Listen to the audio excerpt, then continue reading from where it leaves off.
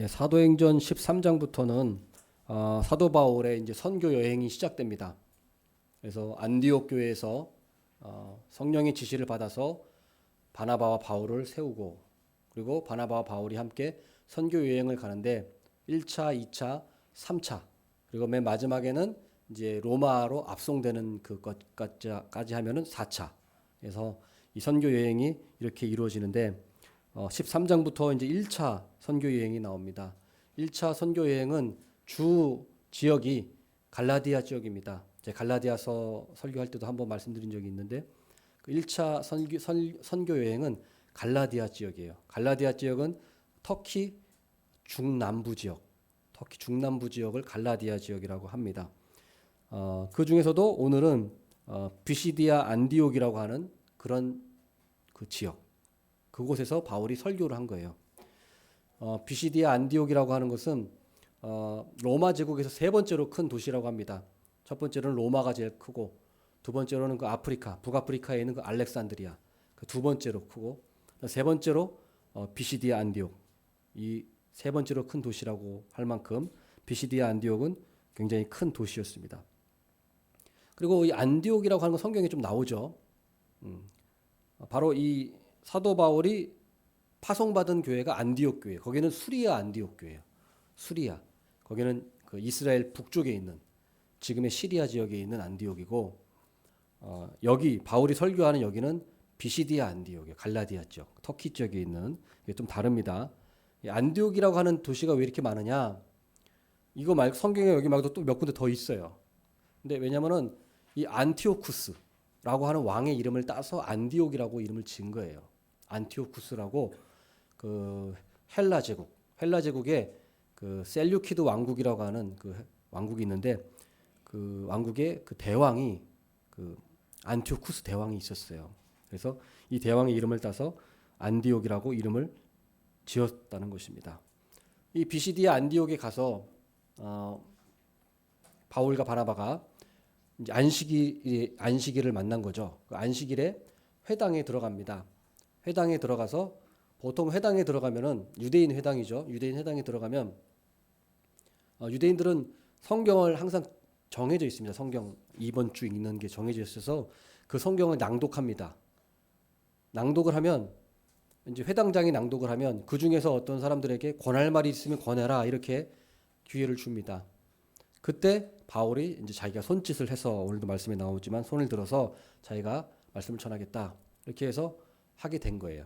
그리고 바울은 원래 또 가말리엘의 문화생이고 아주 당대의 석학이고, 지금으로 치면 뭐 하버드대의 졸업생이니까 아주 그 촉망받는 박사죠. 그러니까 아마 이 바울의 말을 청해 듣고 싶었을 거예요, 회당장도. 그래서 허락을 한 거죠. 그래서 바울이 그 기회를 이용해서 유대인들의 회당에서 바로 안식일 날 복음을 전하는 겁니다. 설교를 하는 거예요. 근데 바로 곧바로 복음의 메시지를 전하지 않고, 오늘 그 설교 말씀을 설교 말씀이 이제 사도행전 13장 걸쳐서 전체에 나오는 내용인데, 구약의 역사부터 시작합니다. 구약의 역사. 유대인들에게는 구약의 역사가 중요하고 다 알고 있기 때문에 유대인들에게는 아주 그 귀에 익숙한 솔깃한 그런 내용입니다. 그래서 바울은 그걸 잘 알았기 때문에 그냥 예수님부터 바로 얘기하지 않고 구약의 역사부터 얘기를 한 겁니다. 그래서 17절부터 보면은 그 출애굽한 얘기부터 나옵니다. 출애굽한 얘기부터 해가지고 광야에서 또 거기 40년간 광야 생활하고, 또 가나안 땅에서 가나안 정복 전쟁도 얘기하고, 그리고 사사 시대, 그리고 그 다음에는 왕정 시대까지 얘기를 해요. 이 사도행전 13장은 이제 사도 바울의 설교를 요약한 거니까 다 싫진 않았겠죠. 그러니까 아마 구약의 역사를 아주 제대로 아마 바울이 설교를 했을 겁니다. 역사를, 이스라엘 역사를. 그래서 쫙 출애굽부터 해가지고 쫙 해서 다윗 왕 때까지, 왕정 시대까지 쫙 얘기를 했어요. 그런데 이것의 특징은 뭐냐? 이 역사, 구약의 역사를 바울이 얘기할 때 특징이 두 가지가 있는데, 첫 번째로는 역사의 주인은 하나님이시다, 이 사상이 있어요. 그래서 오늘 설교 말씀 보면 주어가 다 하나님이에요. 그래서 17절에 보면 이 이스라엘 백성의 하나님이 우리 조상들을 택하시고 하나님이 택하셨다. 예? 그리고 애굽 땅에서 나그네된 그 백성을 높여 하나님이 우리 이스라엘 백성들을 애굽 땅에서 높여 주셨다. 그리고 큰 권능으로 인도하여 내셨다. 하나님이 인도하여 내셨다. 예? 하나님이 광야에서 우리들의 소행을 참으셨다. 광야에서 우상 숭배하고 막 원망했고 많이 했는데 하나님께서 이스라엘 백성들의 소행을 참으셨다. 그리고 19절에도 하나님이 가나안 7족속을 멸하시고 또 기업을 주시고 20절에 사사를 주시고 또 22절에 사울을 패하시고 세우셨다가 패하시고 또 다윗을 왕으로 세우시고 이걸 보면은 자, 뭡니까? 여기서 알 수 있는 것은 하나님이 역사를 주관하신다. 하나님이가 주어예요. 하나님이 택하시고 하나님이 높이시고 하나님이 참으시고 세상 사람들은 이걸 몰라요. 역사의 주관자가 하나님이시라는 것을 모릅니다. 당연히 모르죠. 하나님을 인정하지 않으니까. 그러나 우리 역사는 우리 하나님이 주관하고 계세요. 사람들은 어때요? 이 역사의 주인을 하나님이 아니라 왕 또는 힘 있는 사람, 권력자가 역사의 주인이라고 생각합니다. 또 지금은 자본주의 시대니까 어때요? 자본가들, 돈 많은 사람들이 역사를 이끌어간다. 이렇게 생각해요. 자본주의, 뭐 사업가, 뭐 워런 버핏 같은, 뭐 짐 로저스 같은 투자자가 어디를 투자하느냐에 따라서 이 판도가 바뀐다. 그래서 역사를 자본가가 바꿔 나간다. 이렇게 생각해요. 또 어떤 사람 공산주의에서는 뭐라고 생각할까요? 공산주의 나라에서는 무산자 계급이 역사를 이끌어 간다. 이렇게 생각하죠. 그래서 프롤레타리아, 노동자, 무산자 계급이 어때요? 역사의 주인이다. 그래서 우리가 이끌어 가야 된다. 그래서 유산자들을 다 때려 부시고 우리가 혁명을 일으켜서 아예 무산자가 주인인 나라가 된다. 이렇게 생각합니다. 또 요즘에 보면 어때요? 요즘에 보면은 트럼프가 역사의 주인인 것처럼 보여요. 아주 막강한 권력을 갖고 있으니까 트럼프가 말하는 대로 뭐 하는 대로 다 이루어지는 것처럼 보입니다. 그래서 이렇게 세상 사람들은 어떻게 역사의 주인을 하나님이라고 보지 않아요. 그러나 우리 역사의 주인은 성경에서는 분명히 역사의 주인은 하나님이라고 말씀해주고 있어요. 우리 요한계시록도 우리 주일날 몇 번 봤지만은 역사를 주관하시고 또 모든 이 세상을 주관하시는 분은 하나님이라는 것이 요한계시록에 분명히 나와 있습니다. 그래서 우리는 하나님을 믿는다고 하는 것은 하나님의 존재만을 믿는다는 것이 아니에요. 하나님이 계시는구나가 아니라 하나님이 계시면서 하나님이 이 세상을 주관하신다. 역사를 주관하신다는 믿음이 진짜 믿음이지 하나님은 존재하시고 역사는 주관하지 않으셔. 이거는 믿음이 아니죠. 그러니까 우리가 역사의 주관자는 우리 하나님이시다라는 것을 우리가 분명히 알아야 돼요. 역사의 주관자 또 구원의 주권자 우리 분명히 하나님이십니다.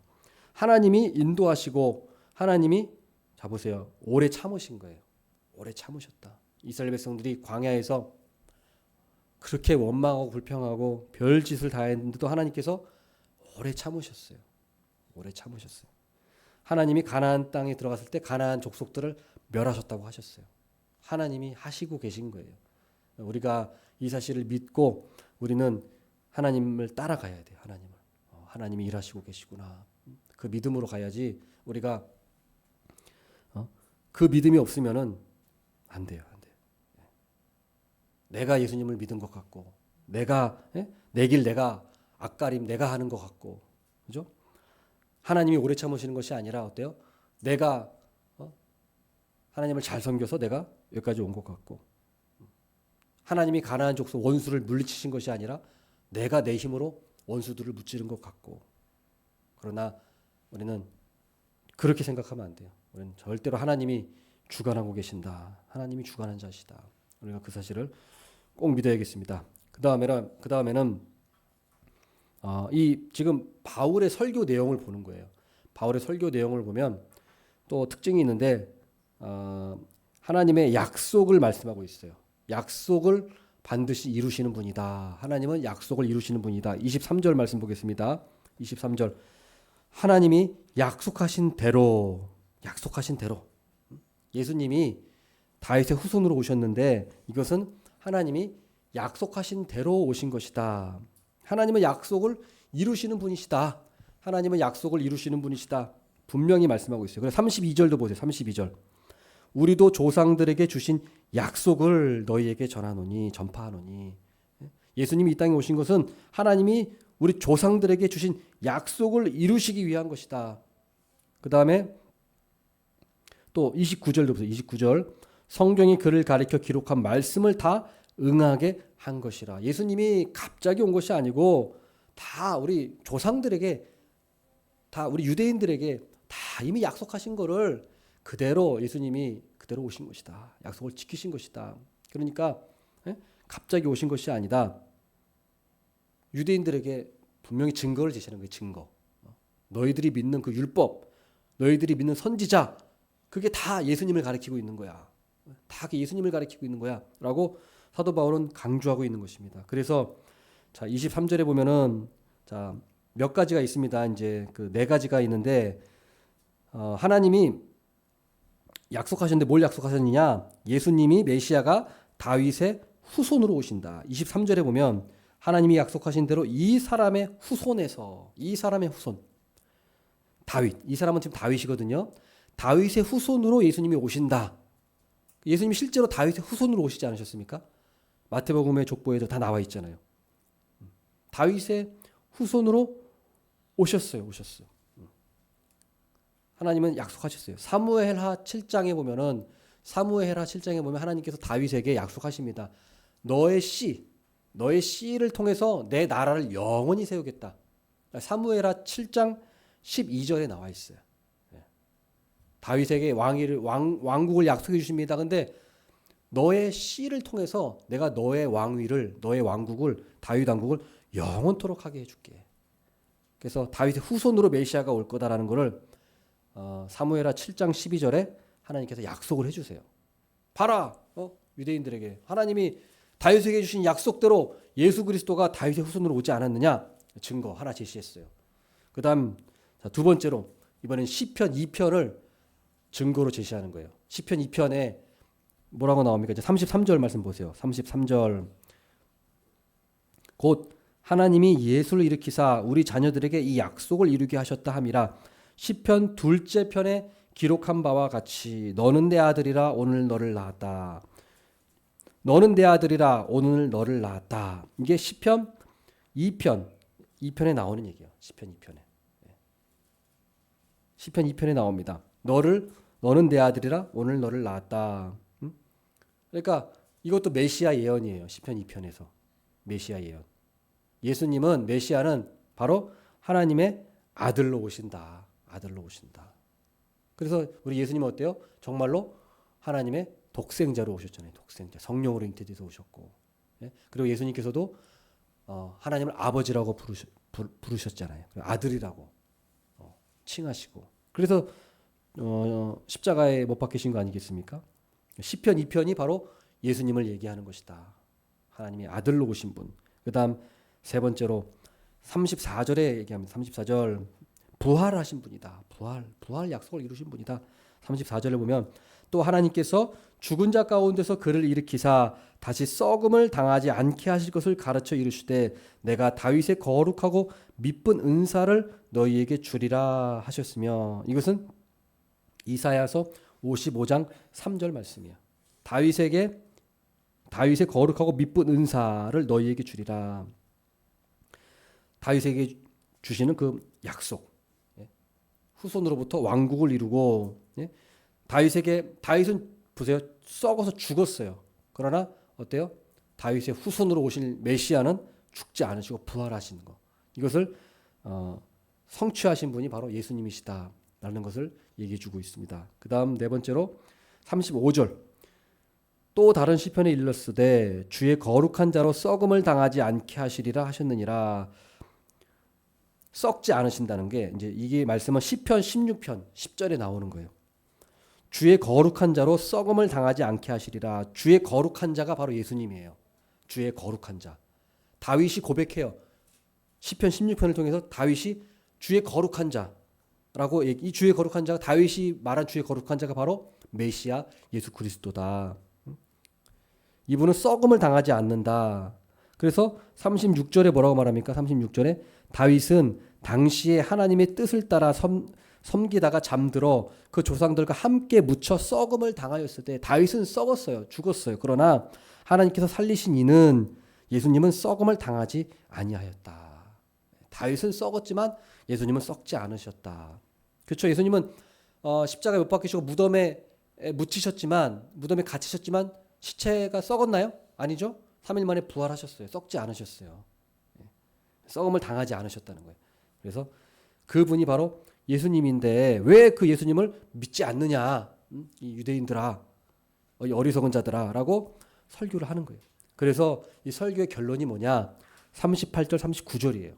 38절 39절 죄사함과 의롭다함을 말씀하고 있어요. 38절 보면 그러므로 형제들아 너희가 알 것은 이 사람을 힘입어 죄사함을 너희에게 전하는 이것이며 죄사함.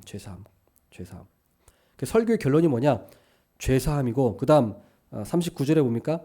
또 모세 율법으로 너희가 의롭다 하심을 얻지 못하던 모든 일에도 이 사람을 힘입어 믿는 자마다 의롭다 하심을 얻는 이것이다. 칭의. 자, 그러니까 사도 바울의 설교의 결론은 뭐냐? 바로 죄사함과 칭의를 전하는 거예요.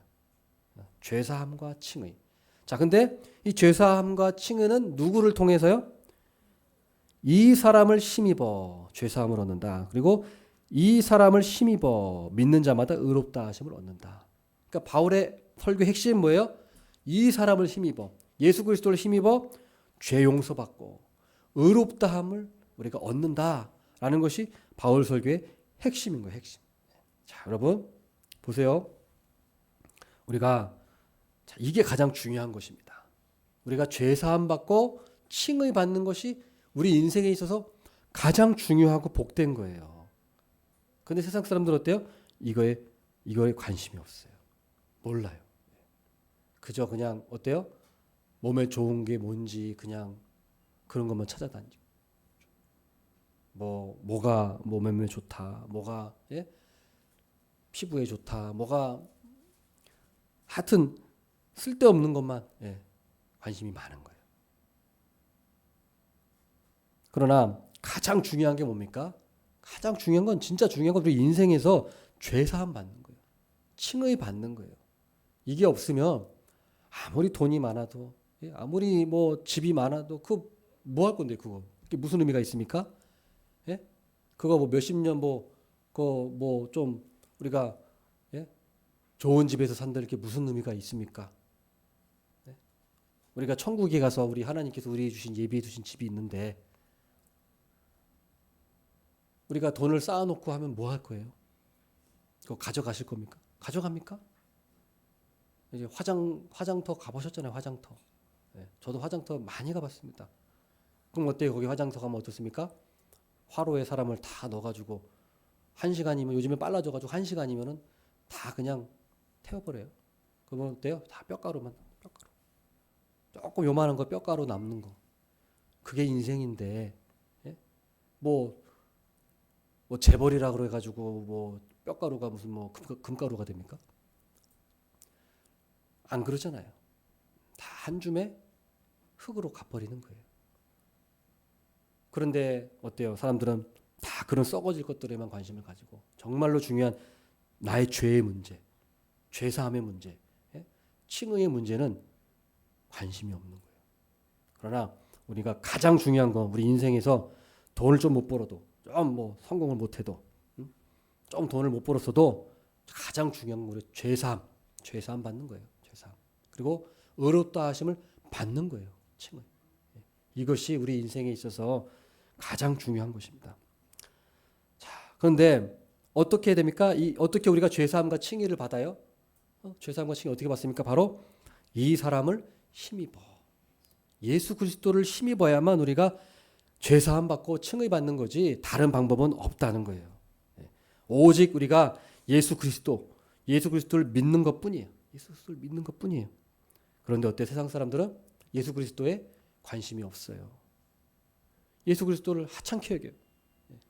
예수 그리스도를 우리에게 주셨는데, 우리에게 죄사함과 칭의를 위해서 우리에게 주셨는데 예수님에게 관심이 없어요. 예수님을 그냥 성인으로만, 도덕군자로만, 그저 4대 성인 중에 한 사람으로만 여겨요. 이슬람은 어떻습니까? 이슬람도 다 보면 어때요? 가장, 그러니까 우리가 핵심 기독교는 예수님이에요. 예수님.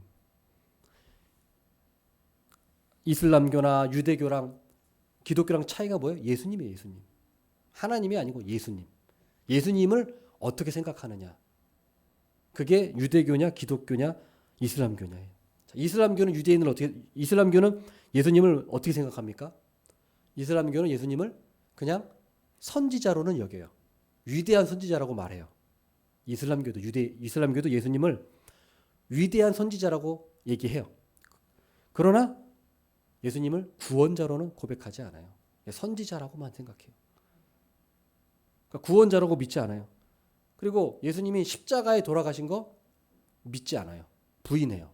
왜냐하면 이 이슬람 사람들은, 유대인도 마찬가지지만, 이 메시아라는 존재, 하나님이 선택한 이 메시아, 선지자나 이 메시아가 비참하게 죽는 거를 인정하지 않아요. 죽을 수 없다. 그래서 어떻게 예수님이 위대한 선지자가 십자가에 죽을 수 있느냐? 십자가에 안 죽었다고 얘기해요. 그 사람들은. 그 사람들은 모리아 산에 바친 이삭도 이스마엘이라고 거짓말하는 사람들이니까. 예수님도 마찬가지예요. 예수님도 십자가에 죽지 않았다고 얘기해요. 이 사람들은. 그러니까 뻔한 사실을, 분명한 사실을 부인해 버리는 게 이슬람이에요. 완전 이단이죠. 그러니까 예수님을 그냥 선지자로만 얘기하는 거예요. 선지자로 여기는 뭐예요? 무슨 소용이 있어요? 죄의 사함을 받아야죠. 우리가. 그렇죠?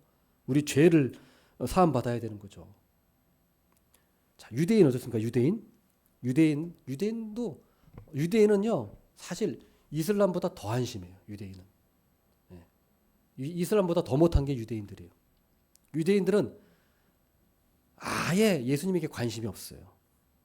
여러분, 유대인들이 예수님에게 조금 관심이 있을 것 같죠? 그래도 아니요. 유대인들 정말 예수님 관심 없어요. 예수님을, 그래도 이슬람교는 예수님을 선지자로도 여기잖아요. 선지자 정도로라도. 유대인들은 예수님을 선지자로도 여기지 않아요. 그냥 십자가에 저주받은 사람, 저주받은 존재로 여긴단 말이에요. 그러니까 유대인들은 더 한심한 자들이에요. 그래서 유대인들을 물어보면 예수님에게 관심이 없어요. 이 사람들은 신약 성경도 읽은 사람이 거의 없어요. 이렇게 우리 성경이 베스트셀러고, 성경이 최고로 많이 베스트셀러잖아요. 그런데도 유대인들 물어보면은, 제가 다 봤어요. 유대인들 보면은 관심이 없어요. 예수님 관심 없고. 신약 성경 읽어보셨습니까? 물어보면 신약 성경 거의 안 읽었어요. 유대인들은. 그러니까 아예 관심이 없어요. 신약 성경 읽지도 않고. 그러니까 이 사람들은 뭐에 관심이 있냐? 랍비들을 가르치는 관심이 있어요. 랍비들.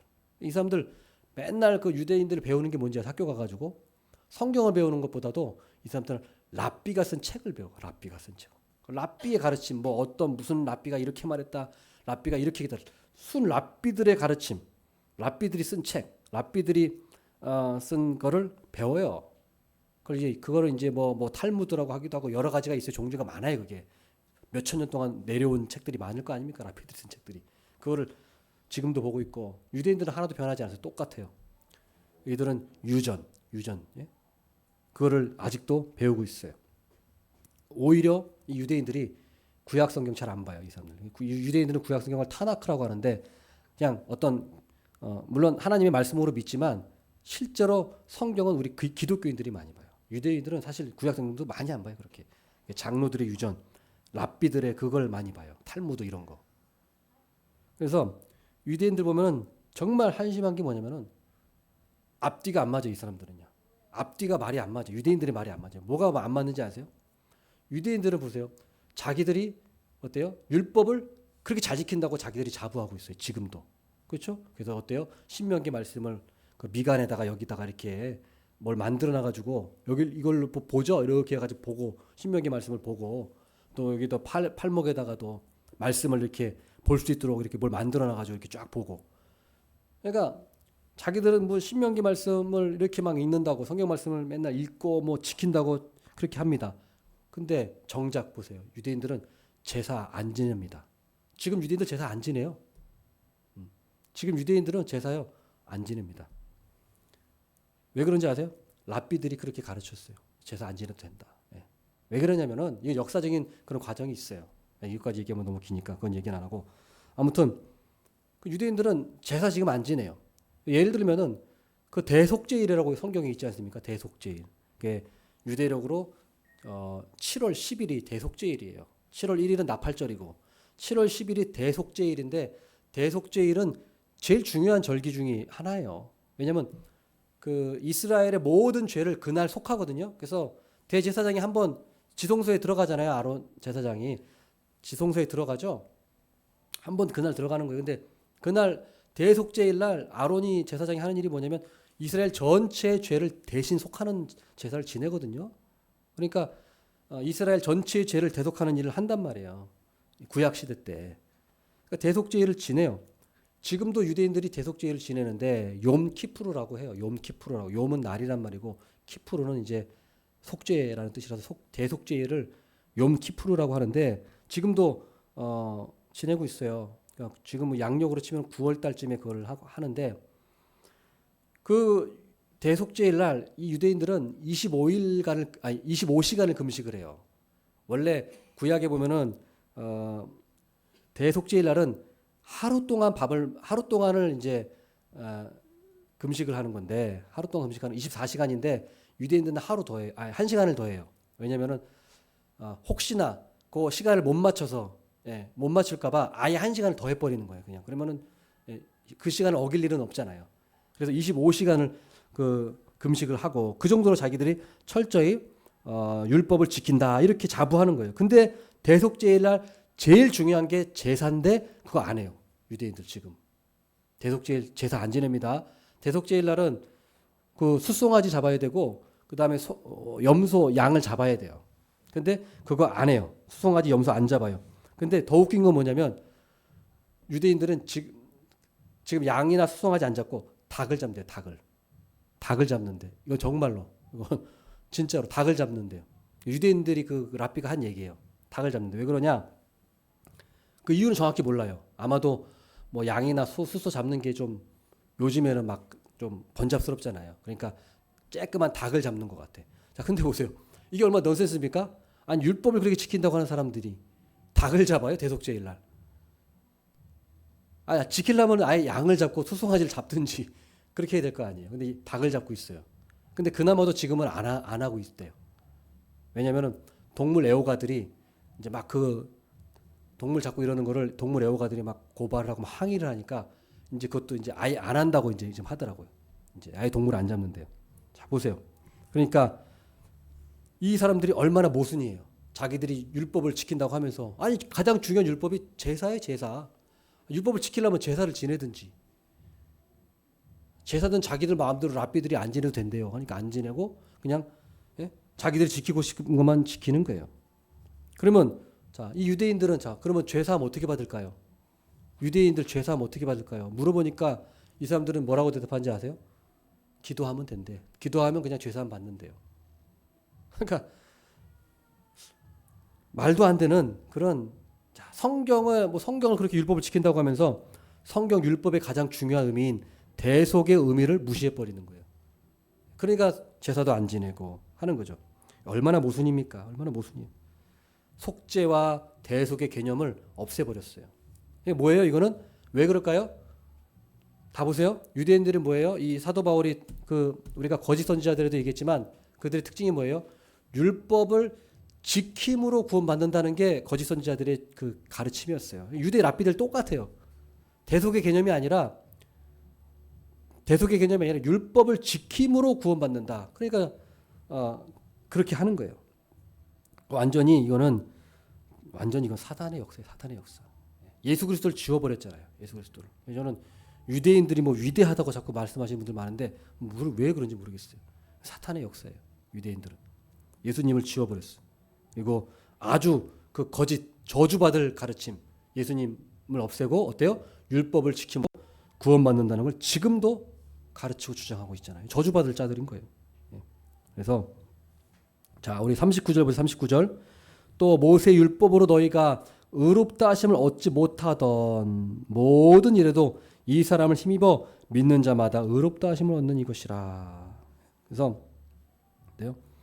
믿는 자는 믿음으로 우리가 예수 그리스도를 믿음으로 우리가 죄 사함 받고 우리가 의인이 된다는 사실을 꼭 믿으시기를 바라겠습니다.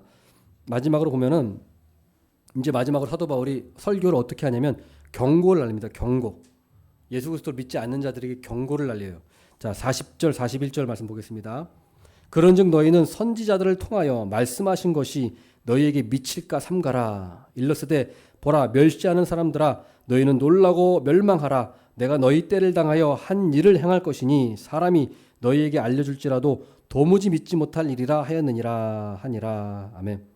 사도 바울이 이 하박국 말씀, 하박국 1장 5절 말씀을 인용하면서 설교를 마치고 있어요. 경고예요, 경고. 보라, 이 멸시하는 사람들아, 뭐요? 하나님의 말씀을 멸시하는 사람들아, 하나님이 보내신 예수 그리스도를, 하나님의 아들을 멸시하는 이 사람들아, 너희는 놀라고 멸망하라. 놀라고 멸망해라.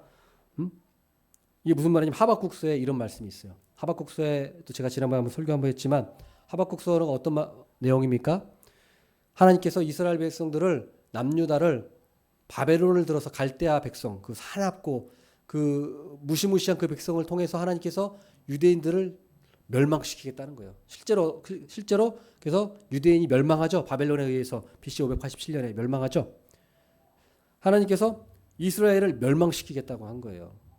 그 바벨론을 들어서. 그러니까 유대인들은 믿지 않았어. 아니 무슨 뭐 우리가 하나님의 선민인데 우리가 무슨 멸망을 해? 그것도 이방인 나라에. 그러나 분명히 하박국 선지자는 니들이 하나님 제대로 믿지 않아서 하나님께서 갈대아 바벨론 군대를 틀어서 너희들을 멸망시킬 거야. 봐라 하고 그 예언을 했고 실제로 이루어졌습니다. 그런 것처럼 바로 우리 사도 바울이 유대인들에게 하나님 예수님 믿지 않는 자들에게 경고의 메시지를 날린 거예요. 예수님 믿지 않으면 너희들도 너희 조상들이 남유다가 바벨론에 멸망했던 것처럼 너희들도 멸망할 것이다.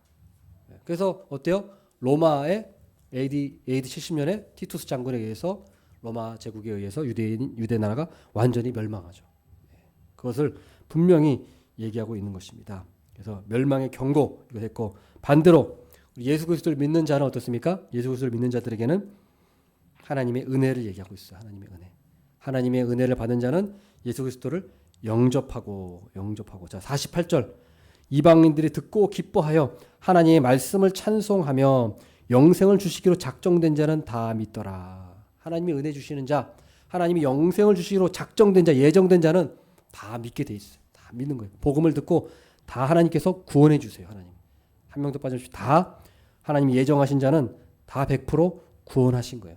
유대인들은 거부했지만 이방인들은 듣고 믿었다. 그러니까 어때요? 52절에 제자들은 기쁨과 성령이 충만하니라. 기쁨과 성령이 충만하니라. 그래서 여러분 우리가 가장 관심 가져야 될 게 뭡니까? 죄사함과 칭의예요. 죄사함과 칭의. 예? 어떻게 해요?